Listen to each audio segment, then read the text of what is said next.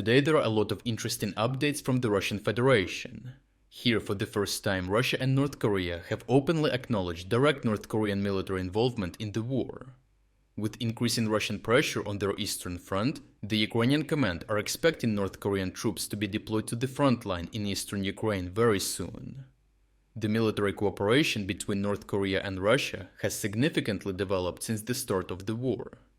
The North Koreans provided Russians with between 4 and 8 million artillery shells and other heavy equipment, as approximately 1 in 2 artillery shells fired by Russian forces is of North Korean origin. As it is well known, North Korea also sent up to 12,000 soldiers for frontline combat operations in the Kursk region, with an additional 3,000 replacements earlier this year.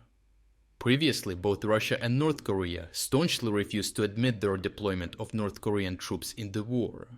However, recently both Russian and North Korean sources admitted the direct involvement of North Korean soldiers in Kursk. Russia's Chief of General Staff Gerasimov praised the North Korean soldiers for their supposed high level of professionalism during battles near Kursk, thanking them for their assistance during the Russian counteroffensive. And in a dramatic address, Kim Jong-Un also confirmed the direct participation of North Korean forces in the war, publicly honoring fallen soldiers as heroes and promising state recognition for their sacrifice, including erecting a monument for them in Pyongyang.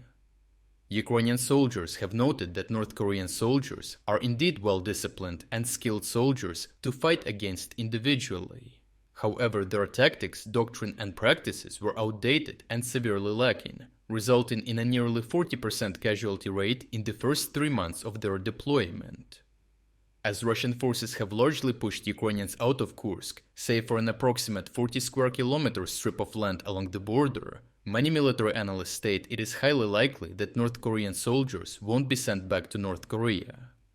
Andriy Kovalenko, a senior member of the Ukrainian National Defense and Security Council, stated that Russians are preparing to send their available North Korean contingent to the front line in eastern and southern Ukraine, wearing Russian uniforms.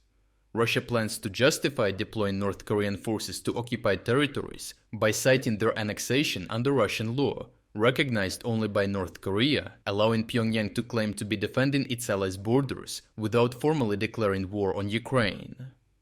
Unfortunately for Russians, Ukrainians seem to be delaying this redeployment, putting the Russian high command once again in front of a painful dilemma.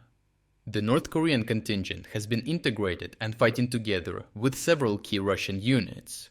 However, many of these Russian units are currently preoccupied with containing the Ukrainian Belgorod incursion and cannot be redeployed with the North Koreans. If Russian commanders decide to redeploy the North Koreans without their Russian comrades, this would lead to high losses for both the redeployed North Koreans and the new Russian units supposed to fight with them, due to the would-be lack of proper integration and familiarity. However, if Russian commanders wait too long, the combined Russian and North Korean elements would be thrust into the middle of an ongoing Russian offensive without the proper time to prepare, again leading to undoubtedly high losses. Regardless, while North Korean troops were initially extremely inexperienced in the art of contemporary warfare, North Korean soldiers have had to adapt quickly or continue to lose thousands to Ukrainian drones, artillery, and machine guns.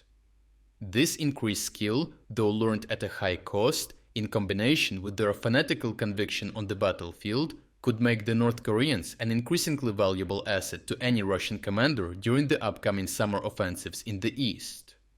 Overall, both Russia and North Korea confirmed that North Korean soldiers are and were actively involved in frontline operations in Kursk, raising questions about the possibility of their further deployment to eastern Ukraine.